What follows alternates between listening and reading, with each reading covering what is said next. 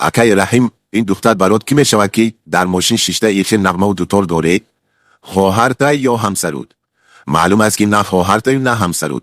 راست بگو، خواهر یا همسرت همه میتونی نوار گرفته در کانالت بمانی؟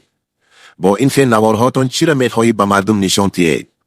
یعنی گفتنی که یک مرد و زنی بینیکا میتونن در یک ماشین تنها شیشته چک چک کنن و ابرو پرانی کنن؟ همین طور تو در جامعه به حیایی را پهن داری، به حجابی را ترغیب داری، از الله نمیترسی.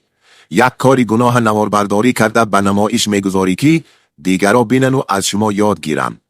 تو را به خدا، یگان مردی بیگانه با خواهر یا همسرت این میخه نوارها کنه میفارد؟ واقعا شما بلاگرها منبع فحشا و به حیایی هستی، برادران شیطان هستی. حیف شما بر این مردان و زنان مسلمان که حلال و حرام پروردگار برای شما ارزش نداره.